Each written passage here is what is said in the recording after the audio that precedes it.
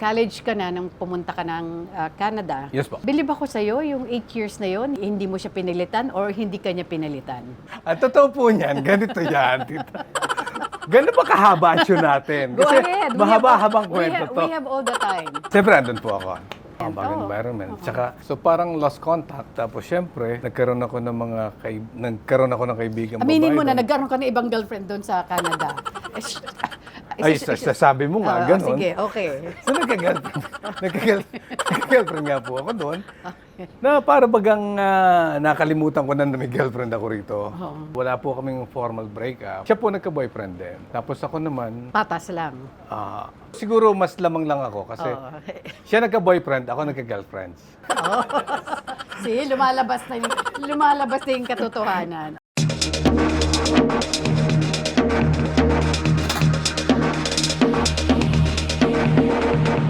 May iniyakan ka na ba? Yung mga past girlfriend ko, lagi na lang nila akong pinapaiyak. Ewan ko, katawan lang yata gusto nila.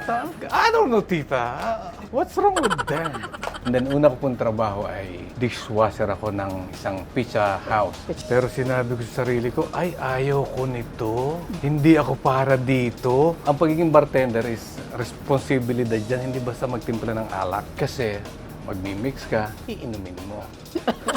So, papasok ka ng normal, lalabas ka ng lasing. Sabi ng director ko, Kat, ba't mo minumura yung sarili mo? Pero itong pelikulang to, ito ang naging hagdan mo para mapasok ang showbiz. Siya yung hagdan, siya na rin yung pinto, tita. Oy. So, sinabi ko, Nay, artista na anak mo. So, jump pack, blockbuster, yung bahay niya. Salpak si pelikula. Masarap ang unang agad. Unang nakita ni nanay, puwet ko. Ay, masarap pala rito, mag-artista, kumikita, tapos masaya, tapos alam mo na, magaganda yung nakikita, magaganda yung mga leading ladies namin. Babae na naman talaga.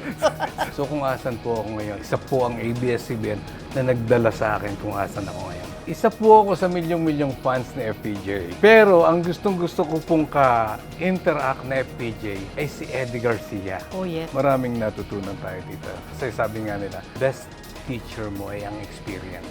Hello po sa inyong lahat. Ako po si Simon Ibarra at iniimbitahan ko kayo na manood ng TikTok with Aster Amoyo tuwing Biyernes alas 12 ng tanghali. Kita-kita tayo!